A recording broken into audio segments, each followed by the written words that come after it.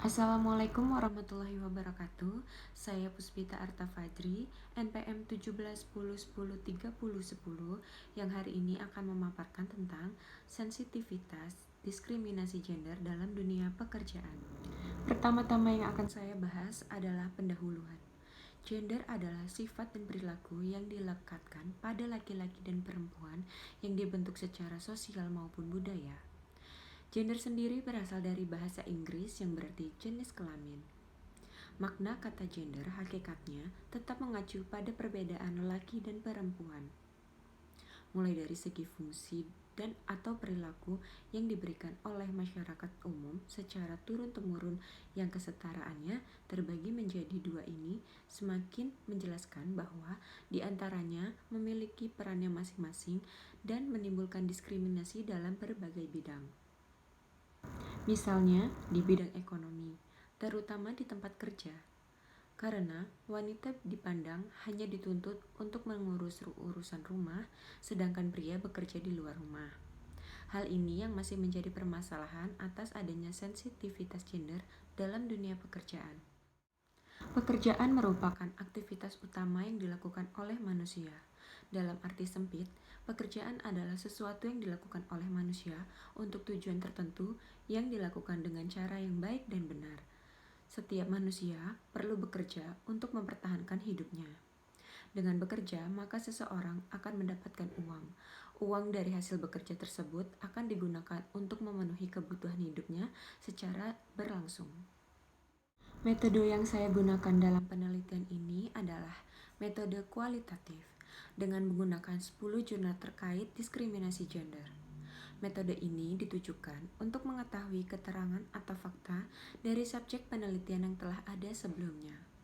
Pengumpulan sumber data melalui studi kepustakaan terdiri atas jurnal-jurnal atau artikel publikasi. Kemudian kita masuk pada kajian literatur. Setiap pekerja berhak untuk mendapat perlakuan yang sama tanpa adanya diskriminasi dari pengusaha.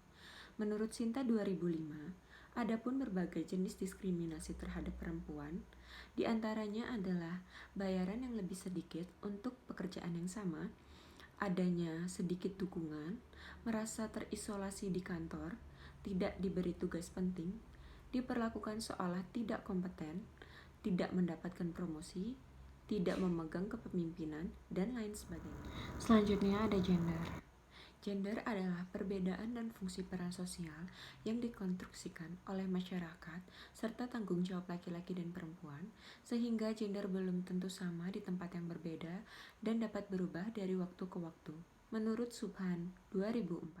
Kemudian selanjutnya, Robbins 2008 menjelaskan salah satu bentuk diskriminasi dalam pemberian imbalan kerja, wanita biasanya dibayar atau upahnya ini lebih sedikit daripada pria dalam pekerjaan-pekerjaan yang sebanding dan mempunyai harapan-harapan imbalan kerja yang lebih rendah daripada pria dalam pekerjaan yang sensitivitas merupakan paham tidaknya seseorang terhadap konsep gender secara umum yang selanjutnya mengarah pada peka tidaknya seseorang terhadap persoalan gender. Raggins, Townsend, dan Martins 1998 telah membuktikan bahwa pria dan wanita sama dalam kemampuan belajar, memori, kemampuan penalaran, kreativitas, dan intelijen. Namun, beberapa orang masih percaya bahwa kreativitas, penalaran, dan kemampuan belajar antara pria dan wanita itu berbeda.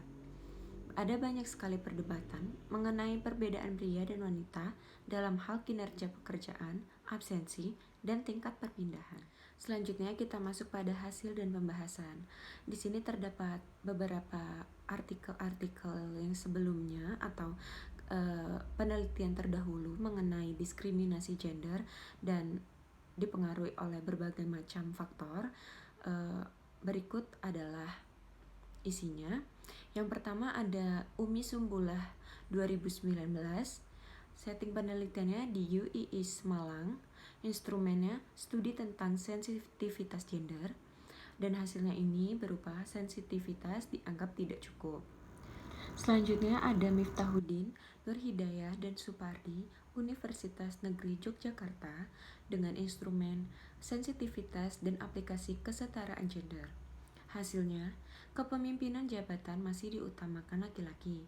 Hanya sekitar 9 organisasi yang baru menerapkan wacana gender ini, dan 18 lainnya belum pernah melakukannya. Kemudian selanjutnya ada Herian Puspitawati dengan setting penelitian pekerjaan domestik dan publik mahasiswa IPB dengan instrumen persepsi peran gender. Hasilnya, penelitian menunjukkan perempuan dipandang oleh masyarakat sebagai aktor yang berperan sebagai figur ekspresif dan berfungsi sebagai pengasuh dan pendidik keluarga, sedangkan laki-laki dipandang oleh masyarakat sebagai aktor yang berperan sebagai figur instrumental dan berfungsi sebagai pencari nafkah utama. Kemudian Fahriyah Tahar 2012 dengan setting penelitian di Makassar dan instrumen pengaruh diskriminasi gender dan pengalaman profesionalitas auditor. Dengan hasilnya, diskriminasi gender berpengaruh negatif dan signifikan terhadap profesionalitas auditor. Kemudian selanjutnya ada Alan Sigit Fibrianto 2016, Universitas 11 Maret, kesetaraan gender dalam organisasi, dan hasilnya menunjukkan dari semua organisasi yang ada didominasi oleh laki-laki sebagai pemimpin organisasi, sedangkan wanita melayani sebagai sekretaris, bendahara, dan anggota. Kenyataannya adalah tidak ada kesetaraan dan keadilan gender, sehingga posisi perempuan masih dinomorduakan setelah pria. Kemudian selanjutnya ada Senya Saksmilena di Bandung dengan instrumen diskriminasi gender dunia kerja, dan hasilnya adalah hak pekerja wanita. Yang selanjutnya ada Ima Dewi Rata di Bali dengan instrumen ketidakadilan gender pekerja perempuan di daerah pariwisata, dan hasilnya adalah pekerja perempuan di sektor pariwisata mengalami diskriminasi yang tercermin dari upah yang lebih rendah daripada pekerja laki-laki meskipun memiliki pendidikan dan posisi pekerjaan yang sama. Dan selanjutnya ada Firdaus Banyu Asin dengan instrumen diskriminasi upah pekerja berdasarkan gender. Ini menggunakan analisis data, dan hasilnya adalah faktor diskriminasi upah merupakan faktor dominan yang mempengaruhi perbedaan upah antara pekerja laki-laki dan perempuan dibandingkan dengan perbedaan upah sumbangan tenaga kerja. Lalu selanjutnya ada Nur Hasanah di Jambi, perbedaan gender di tempat kerja, dan hasilnya isu gender difference masih dalam suatu organisasi yang eksis dan menimbulkan banyak perdebatan. Dan yang terakhir ada Siani Indria Listiasari 2017 di Surakarta dengan sensitivitas gender guru sekolah dasar, dan hasilnya pemahaman konsep gender dari para informan memiliki tafsir yang beraneka ragam. Selanjutnya, kita masuk pada faktor-faktor yang mempengaruhi diskriminasi gender. Yang pertama ada marginalisasi. Marginalisasi diartikan sebagai proses penyingkiran perempuan dalam pekerjaan yang mengakibatkan kemiskinan.